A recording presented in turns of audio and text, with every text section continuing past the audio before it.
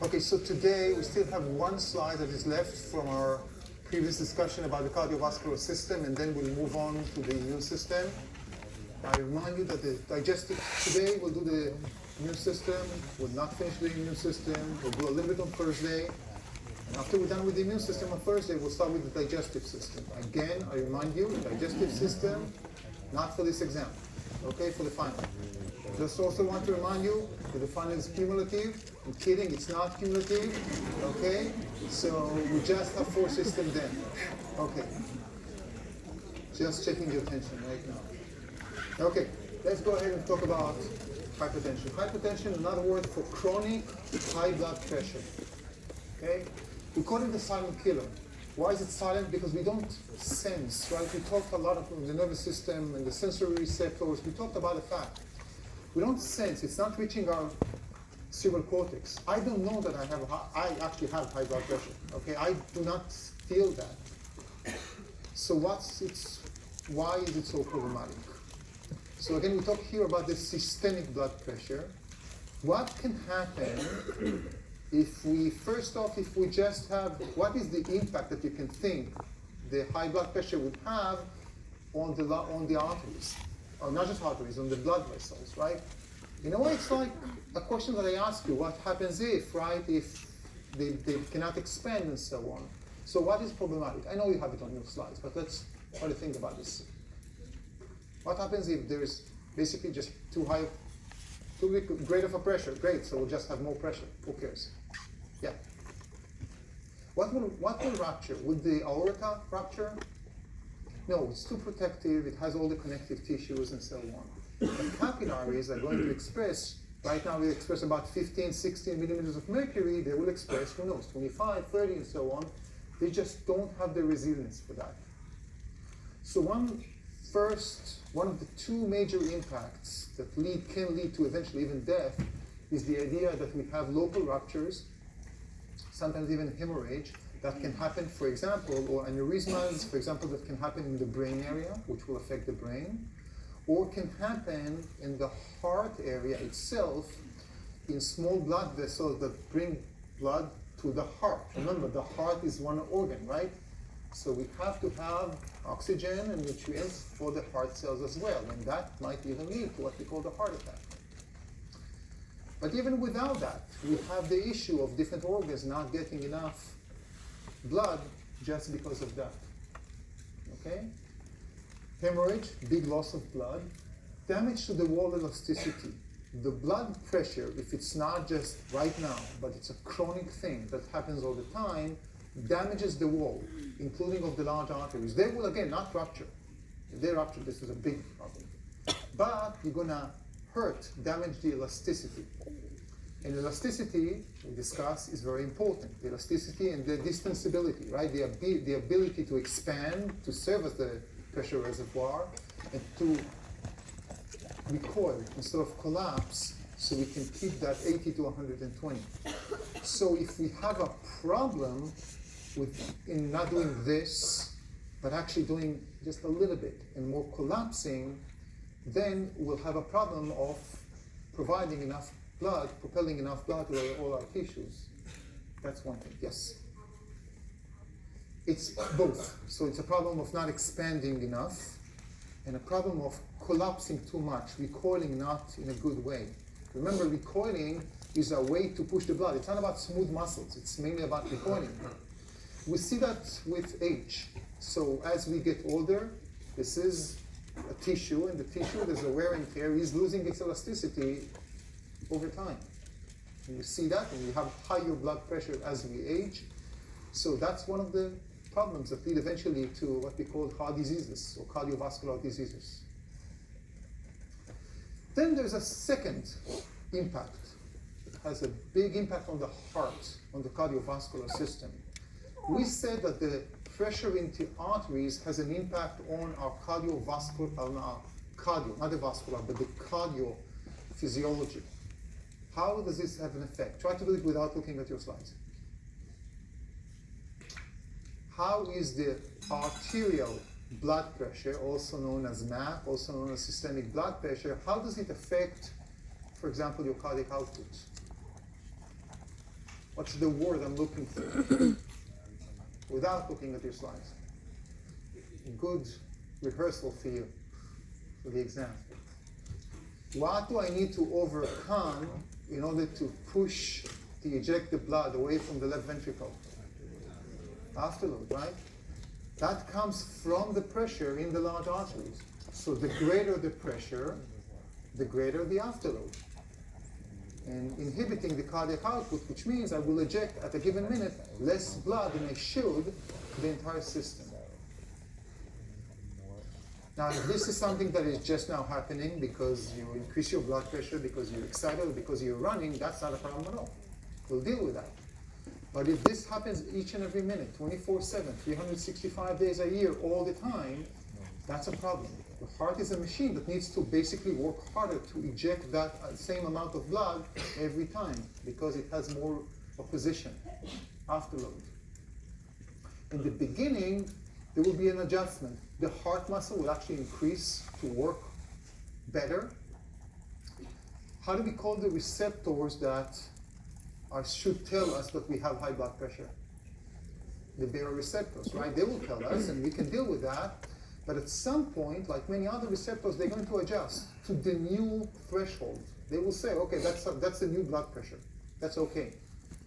So we'll stop adjusting, and then that eventually will lead to a heart that might fail. And that's one of the major reasons why we call it the silent killer, and something that needs to be treated. And if you remember, we talked about short-term and long-term adjustment for homeostasis of the cardiovascular system, and specifically for blood pressure.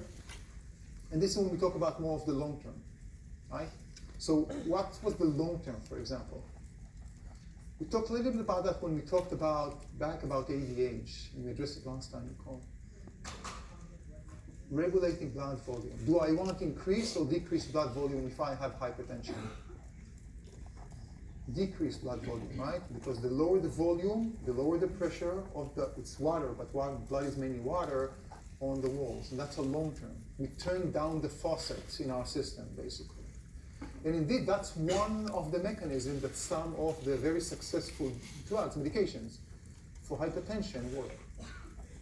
Okay? Sometimes just changing life skills, reducing weight, exercising more, removing some more salts from the diet, so it can be a case, but in many cases it's just not enough, right? And at some point you just start to take medications. Fortunately today we have excellent medications that don't have too many side effects, and you can just take them on a regular basis.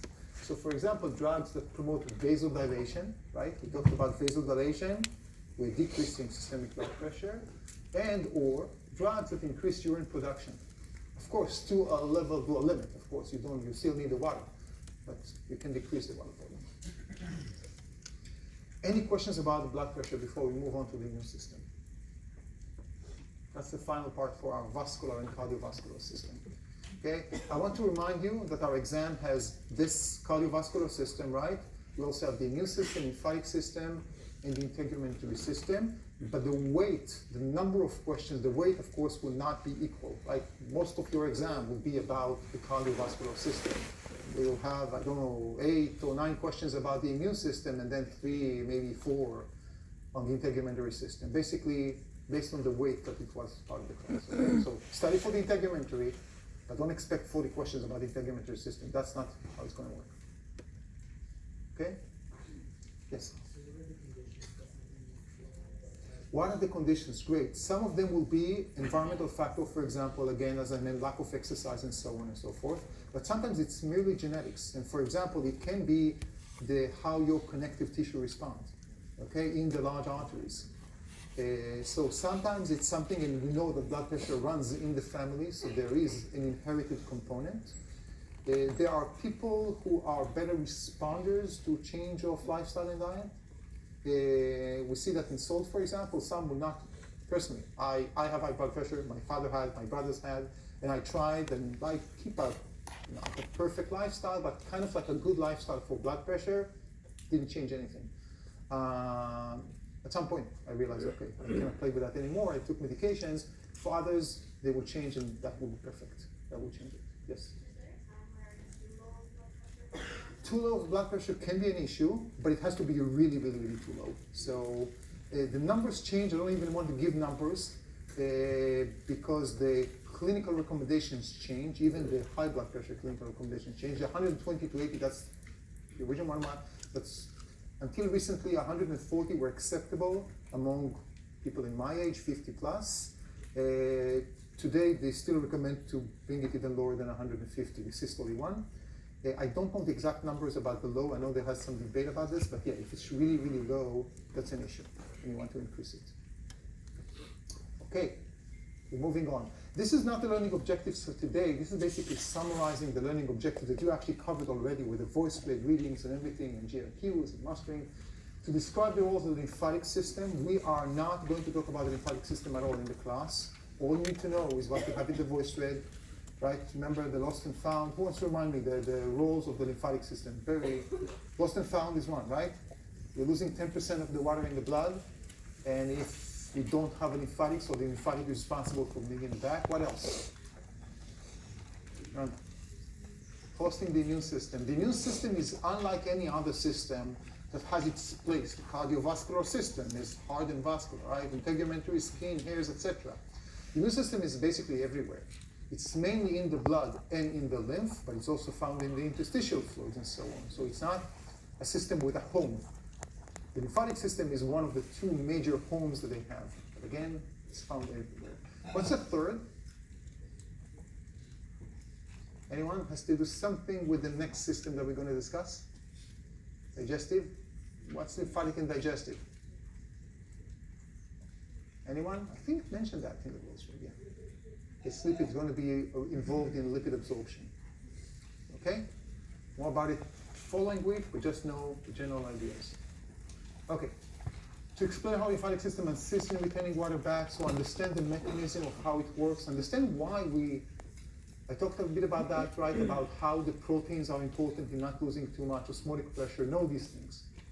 To distinguish between innate and adaptive immunity, and to learn about the basic features of the innate immune system. So that was, again, the basic idea, is the basic concept. Today we'll talk mainly about adaptive immune system. How many of you either took or are taking Microbiology 251? Raise your hands. Okay. So here, listen to me carefully now. I have experience with this, okay? For this class and for this exam, I am not testing you about Microbiology 251. This is going to be scratching the surface completely. This is not one semester about immunology. It's one lecture about immunology. It's really frustrating to teach because it's a wonderful topic, and I would love to dedicate a whole semester, but that's the time we have. And I still insist on teaching that because for many of you, that's the only time you'll hear about immunology, and it's so fascinating. Okay? But what I'm saying is that if I ask you a question about subpopulations of cells, we'll talk about only two T cells, type of T cells. I know we have more. Believe me, I learned immunology. Okay? Don't tell me everything you know from Microbiology 251. It doesn't count in this class. Okay? You need to, for the sake, when did you have your exam? You had already your exam? This week? Last week? Great. Forget everything you learned in 251 until Tuesday, and then refresh your memory after Tuesday. Okay? Very basic today. Okay. So, to understand the big picture, first and foremost, okay? I'm a very peaceful man. I'm all in favor of whatever conflicts we have. We need, first of all, to talk. I come from a very conflicted place, the Middle East, right? And I'm a big believer in this is not today a class about negotiations, peace talks, and so on. This is about an extremely aggressive system that protects us, okay? It doesn't ask any questions, but whenever it finds something that it thinks is about to attack us, it kills it. That's simply, put it, it's very aggressive. When we think about our body, you can think about it as an island, for example, right? Island that you have all those enemies trying to conquer to take the island from us. All those bacteria and pathogens, viruses, and what have you, okay? And our body has basically 3 defense systems that protect it, that island. The first one is what we call the first and the second lines of defense are part of the innate immunity that you read about or listened to the voice thread. The first one is the very physical barriers, okay? I'm not even going to say the wall, because this puts so many things that has to do with politics that I'm not going to discuss in this class, and I always need to hold myself from saying what I think about this stuff, so I will not. But really, think about that island, you need to have some physical barriers, right? You want to make sure that those that want to get in will find it more difficult. They can still penetrate, but it helps them. Give me an example of a physical barrier in our body. Skin more than anything. But we still need others, right? We eat, we breathe, that's penetrating, it's not through the skin. So we're going to have mucosa, we're going to have other layers that will physically try to select, filter, and remove all the other stuff. Okay? So for that, we have the second line of defense. And again, if we go back to the analogy of a real conflict between people, we can think about it as the plain, simple, trained soldiers that are there in the borders, on the front line, right? They're there, they know how to distinguish the good guys from the bad guys. They don't distinguish between the different bad guys. They don't care whether this is a virus or what specific virus, which bacteria strain we're talking about. They just know this is not self, this is not good, right? I see that, I kill it. That's what I'm trying to do. They're good soldiers, they're not elite units, they're not so expensive, they're cost effective, and they do a wonderful job. But sometimes we need a little bit more than that. And that's the third line of defense. This is our adaptive immunity that we will discuss today. These are the more elite units, the ones that are doing a much better job in distinguishing exactly which enemy it is and exactly what therapy or what defense protection I have against that specific enemy. This is why distinguishing can be very important.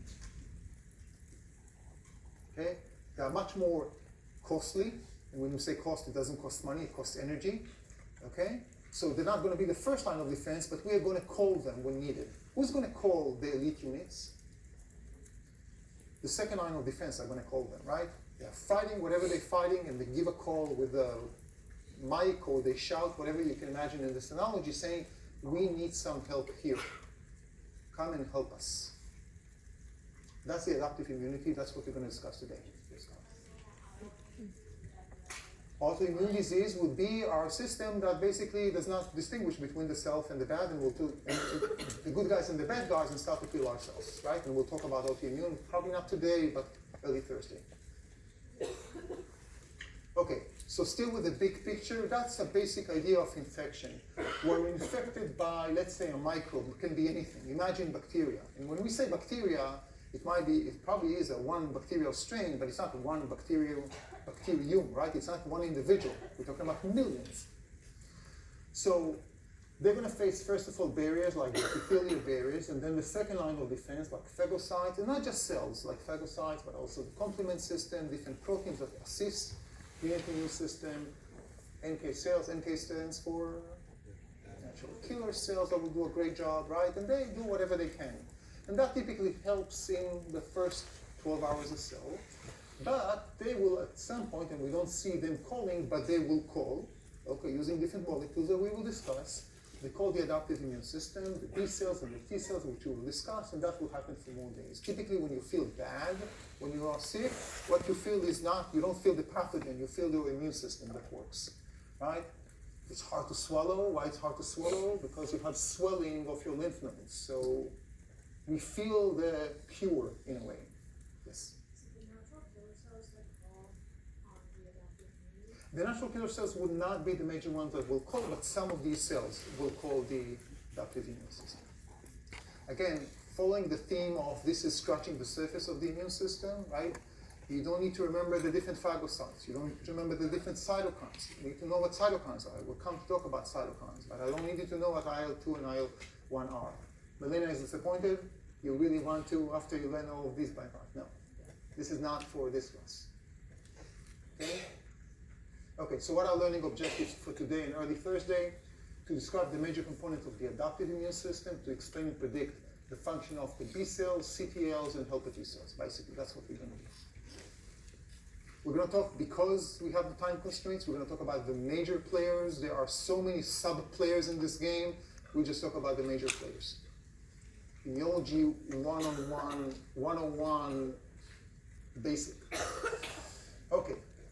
Let's first of all talk about the adaptive immune system, the three main properties that distinguish them from the innate immune system is that they are specific for an antigen. As I said, they know how to distinguish not just bad from good, but also bad from bad. Which specific antigen they're going to attack. We'll talk about it. They're systemic. Most of our innate system, works locally on a given place. You have infection and then you have inflammation. The inflammation is local, right? It's not throughout your body. That's an innate immune system response. We still have some systemic response. How do we call the systemic response in the innate immune system? Fever, increasing the body temperature. That's a systemic one. It doesn't happen just in one place. But typically it's local. Adaptive, once you turn it on, it's everywhere. And it has memory. We talked about the hippocampus, we talked about the brain. What is memory when we talk about the immune system? Who wants to suggest? Again, I'm not going to call out on the micro 251. There are some guys who know about this a lot. So anyone wants to share? What does it mean when we say immunological memory? Andrew. Antibodies, but explain the concept. What is the memory? Well, what does it mean, memory?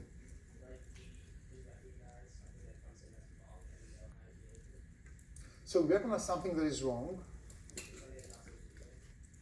Yeah, but that's something also the immune system does, right? Distinguishing between good and bad.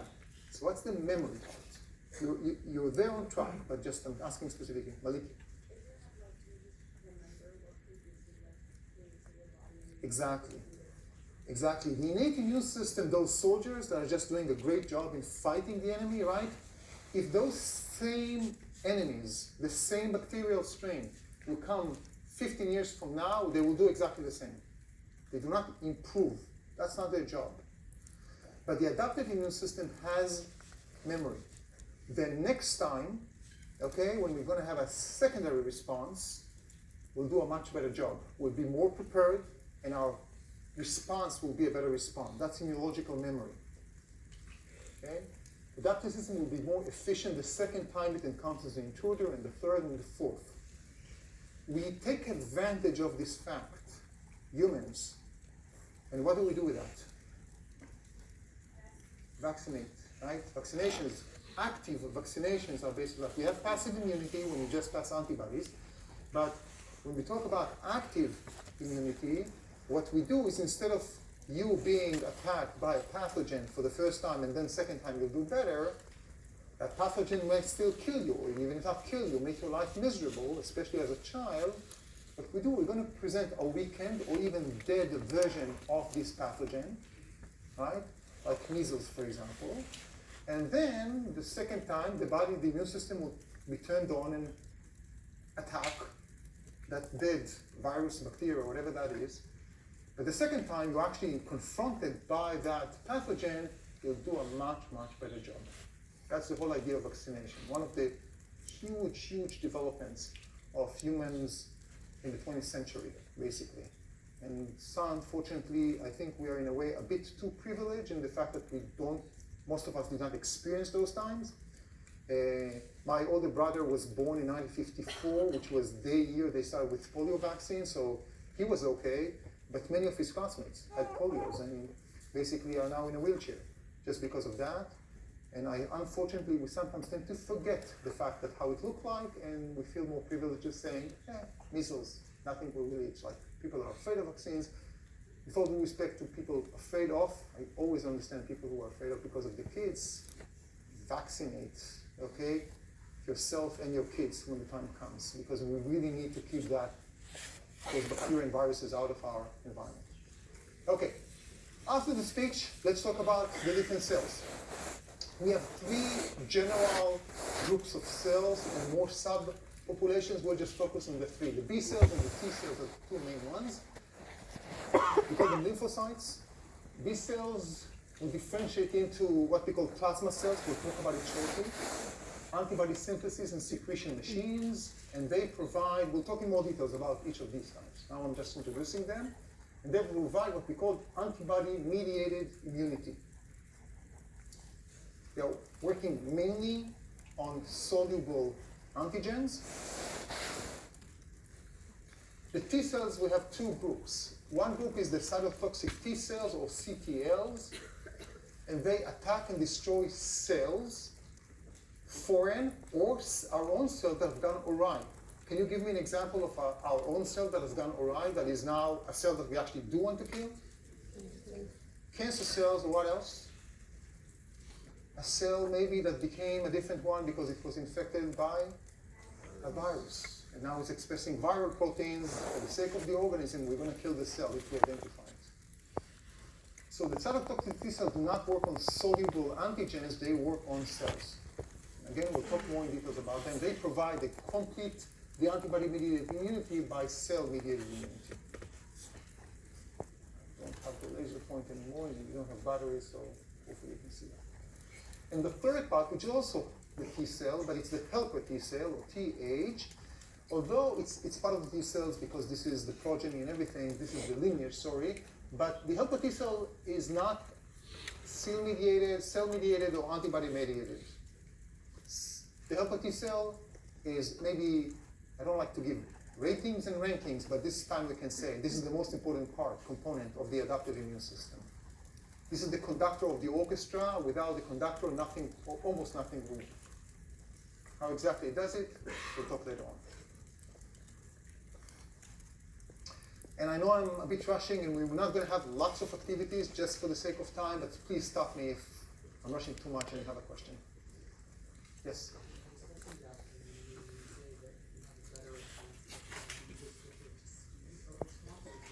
So the question is whether about the speed of response, about the memory, it's going to be how fast, but it's also going to be how effective it's going to be.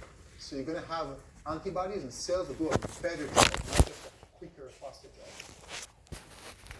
Okay. Let's start, before we talk about the B cells and then the T cells and then the helper T cells, let's talk about specificity, because this is such a key thing. We learned about autoimmunity, right? So we need to know the bad and the good.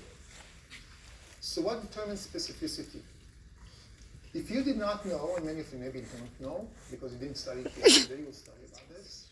If you had not known anything about our immune system, you can imagine this scenario. Maybe we have this bad guy, a bacterium got into our body. Maybe we have all our immune cells are kind of the same pattern, okay? And maybe that bacterium, when binding to a cell, will modify the cell in such a way that from now on, the cell and its daughter cells will recognize this bacterium. Okay? In this case, the responsibility is on the attacker, right? We have all the possible cells, and now we will change. This is a hypothetical scenario that you can imagine, but that's not the case that we have in our body. Each one of us has millions and millions types of B cells. And the same thing goes for helper T cells, and the same goes for cytotoxic T cells. I'm not talking about molecules, I'm talking about types. From each type, you might have just one molecule or 50, but very few. But each one is different from each other. Each of these types in each group will respond to a particular, extremely specific antigen. And I'm using the term antigen, so I want to make sure we understand what the antigen is. Antigen is a substance, either foreign or self, that's any substance or substances that will stimulate the adaptive immunity. Anything that will turn on our adaptive immune system is called an antigen.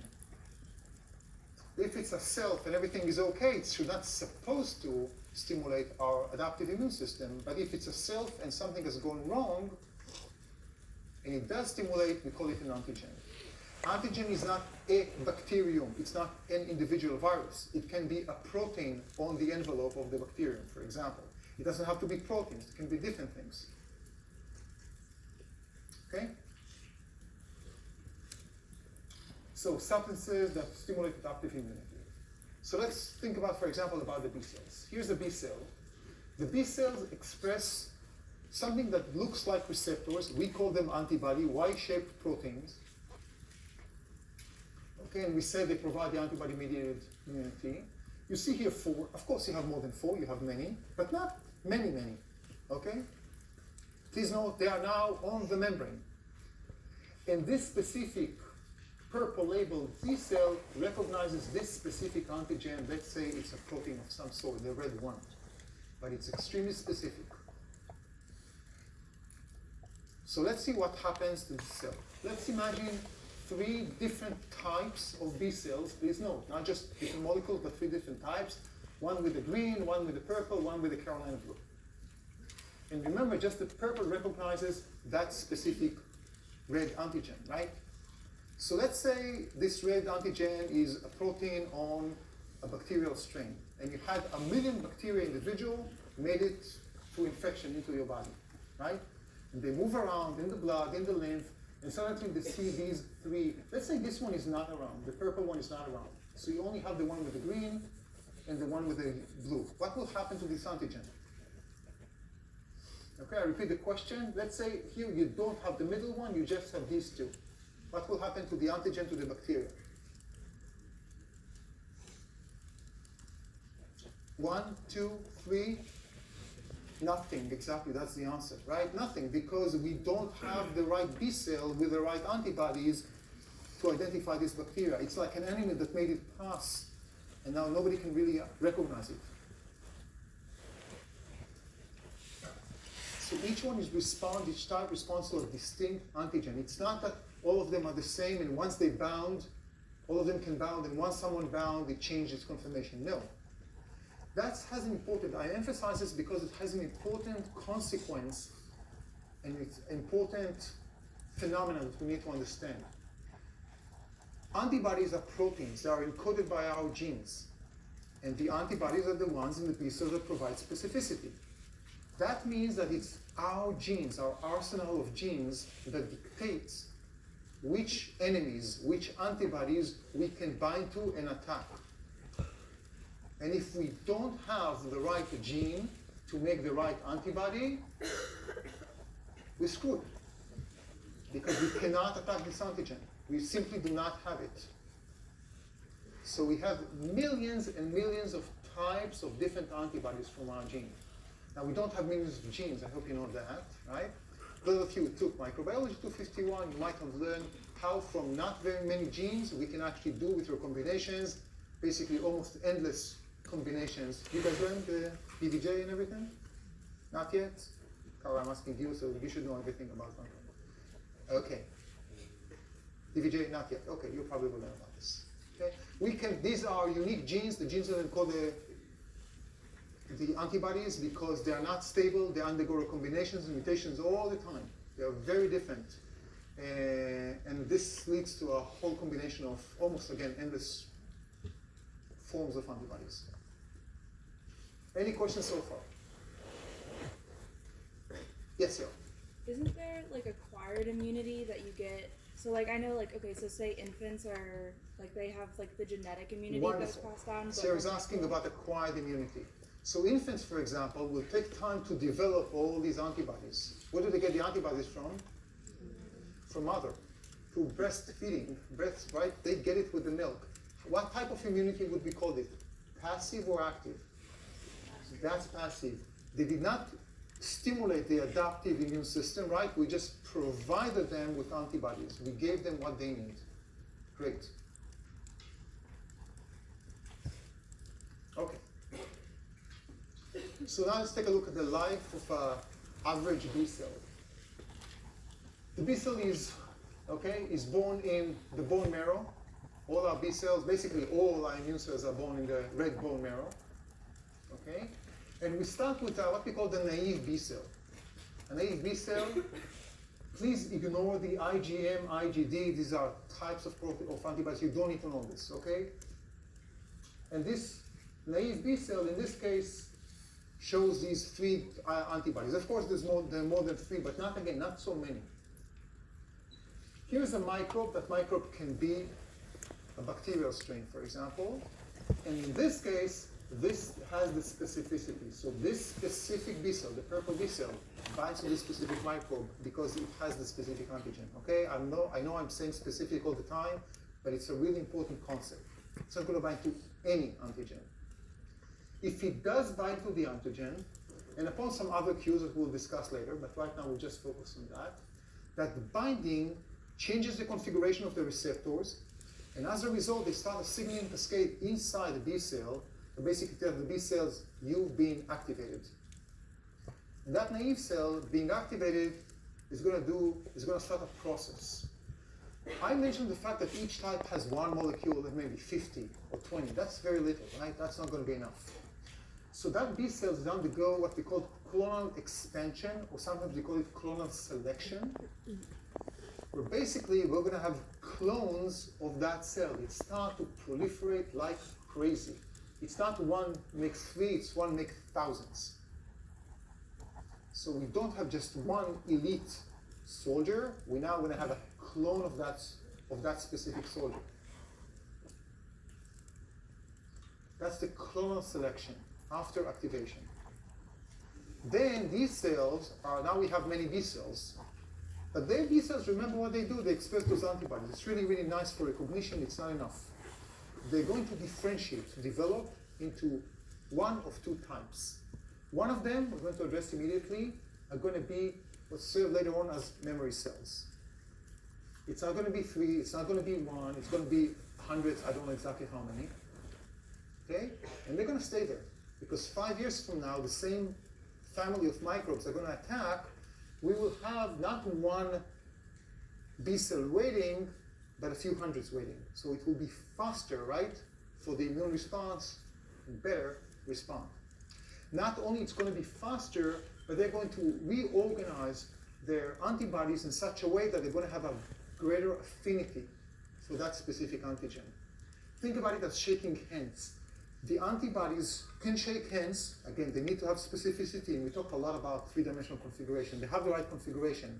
There's a difference between shaking hands and like really shaking hands, right?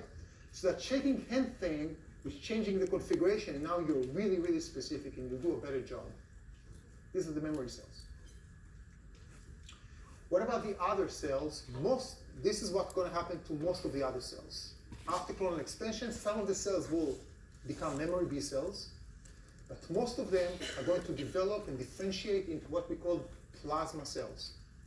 And the plasma cells, no longer B cells. Now, plasma cells are a killing antibody, not killing, I should not say use killing, but a mean antibody factory machine. They're going to now not just express some antibodies, they're going to make tons of antibodies and secrete them. When I say antibody machine, we're talking about 2,000 antibodies being secreted in 1 second. That's a lot. Okay? So these are what we can call the effectors. The first B cells were just to identify, recognize, and after they activate and differentiate, that's when we're going to have a lot. What are those antibodies? I said killing, and I immediately corrected myself. Why? Because antibodies don't kill anything. Antibodies are going to just, so activated B cells proliferate at the clonal expansion, and differentiate into plasma cells and memory cells. We said that. Antibodies are those Y-shaped proteins, heavy chain, light chain, you don't remember the details. And what they do, they don't destroy the antigen directly. They do one of two things. And when I say one of two things, each thing, there are multiple versions, okay? But in general, one of them would be by inactivating. For example, by precipitation. If anyone's seen a nature movie about red ants, you can tell that whatever big animal you'll give to red ants, they're gonna kill that. Why? Just because of masses. So they, for example, can bind, antibodies in green here can bind to this, let's say there is a bacteria right here,